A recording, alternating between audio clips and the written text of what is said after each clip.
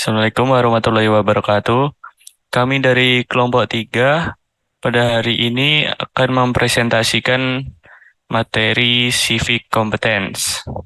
Sebelum lanjut ke materinya, kami akan memperkenalkan diri dahulu. Monggo Mas Zaidan. Kenalkan, nama saya Zaidan Habibi. Perkenalkan nama saya Reza Farizaldi. Perkenalkan nama saya Kananda Naufal Arif Wicaksono. Perkenalkan nama saya Ihsan Amiruddin. Perkenalkan nama saya Galang Andri Nayotama. Dan saya Ilham Bintang Saputra.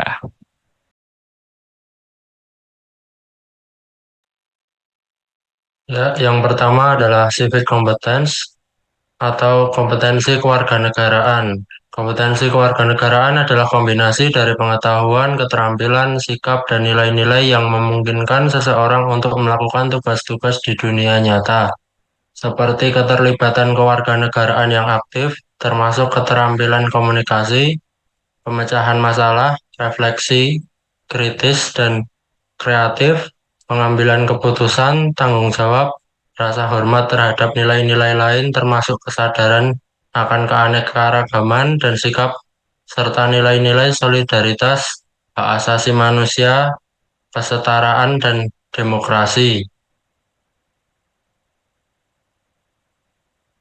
Civic competence dibagi menjadi tiga. Yang pertama ada civic disposition, yang kedua ada civic knowledge, dan yang ketiga adalah ada civic skill.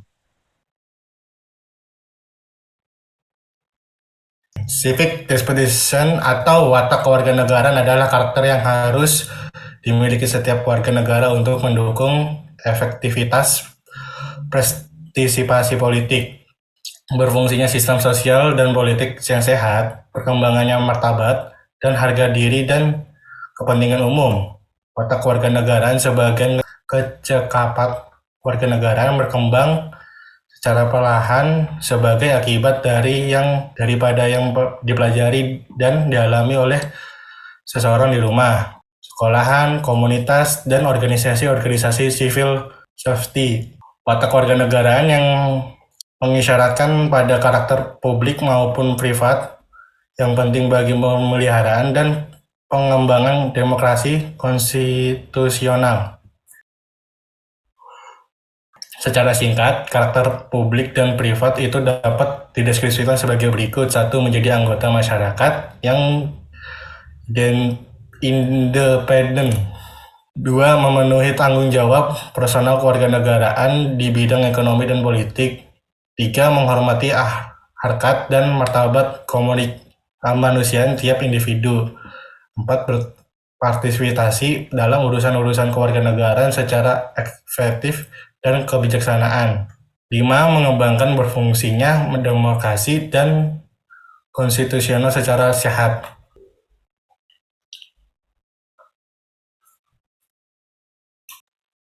Jika civic disposition ini tidak terwujud, maka akan timbul masalah atau problem. Contohnya seperti kerusuhan. Kerusuhan atau konflik sosial adalah suatu kondisi di mana terjadi huru-hara atau kerusuhan atau perang atau keadaan yang tidak aman di suatu daerah tertentu yang melibatkan lapisan masyarakat, golongan, suku, ataupun organisasi tertentu.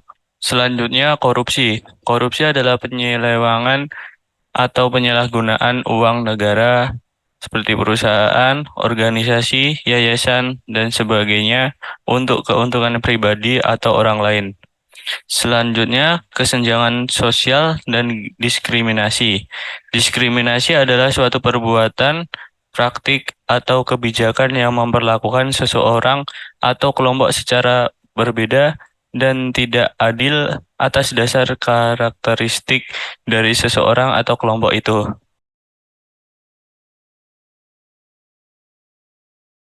Bagian kedua dari civic competence yaitu adalah civic knowledge, yaitu civic knowledge adalah pemahaman individu tentang hak dan kewajiban kewarganegaraan, struktur pemerintahan, sistem politik, hukum, dan proses demokrasi dalam suatu negara.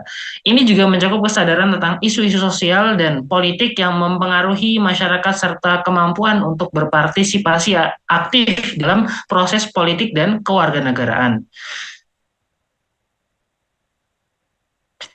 Adapun komponen pengetahuan kewarganegaraan menurut John J. Patrick dan Thomas S. Font, salah satu pakar dalam civic education, adalah sebagai berikut. Yang pertama, mengidentifikasi dan menggambarkan fenomena atau kejadian atau isu politik kewarganegaraan. Yang kedua, menganalisis dan menjelaskan fenomena. Yang ketiga, mengevaluasi, mengambil, dan mempertahankan posisi pada acara dan isu publik. Yang keempat, berpikir kritis tentang kondisi kehidupan kemasyarakatan. Yang kelima, berpikir secara konstruktif tentang bagaimana memperbaiki kehidupan politik atau kemasyarakatan.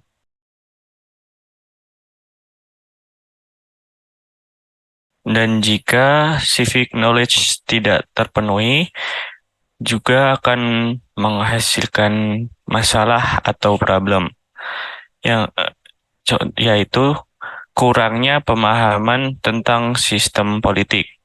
Banyak individu mungkin tidak memahami cara kerja sistem politik dalam masyarakat mereka, termasuk struktur pemerintahan, pemilihan umum, peran dan fungsi lembaga-lembaga politik, serta hak dan kewajiban warga negara. Yang kedua, kurangnya kesadaran akan kewajiban kewarganegaraan. Beberapa individu mungkin kurang menyadari tanggung jawab mereka sebagai warga negara, seperti pemenuhan kewajiban pajak, partisipasi dalam pemilihan, atau partisipasi aktif dalam kegiatan sosial bermasyarakat. Yang ketiga, kurangnya pengetahuan tentang hak dan kewajiban warga negara. Banyak orang tidak memiliki pengetahuan yang memadai tentang hak-hak dan kewajiban mereka sebagai warga negara.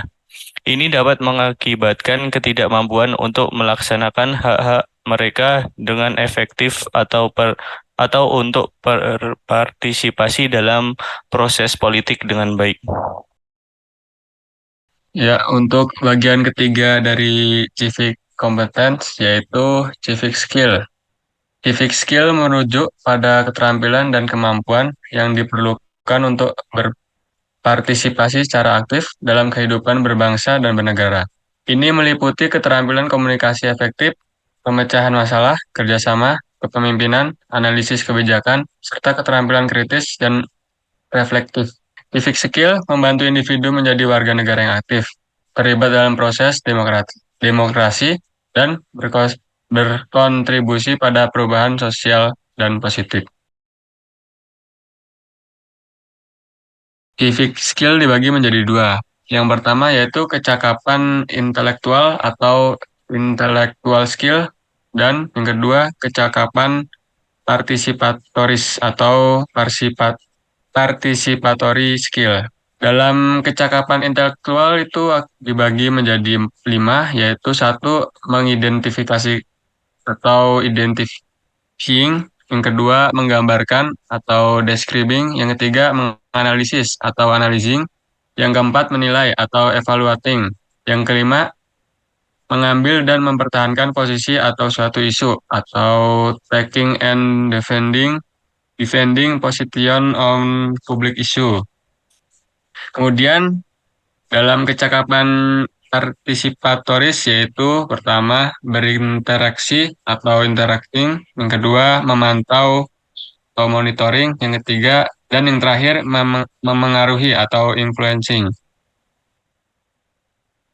Dan berikut problem dari civic skill, yaitu yang pertama 1, malas membaca. Malas membaca merupakan permasalahan umum di sebagian masyarakat Indonesia. Dan yang kedua, sering menunda-nunda tugas atau pekerjaan. Sering menunda tugas atau pekerjaan merupakan permasalahan umum di sebagian masyarakat Indonesia, terutama pada anak remaja. Dan yang terakhir ada permasalahan yaitu membuang sampah sembarangan. Membuang sampah sembarangan adalah perilaku atau kebiasaan membuang materi sisa berupa sampah ke tempat yang tidak seharusnya.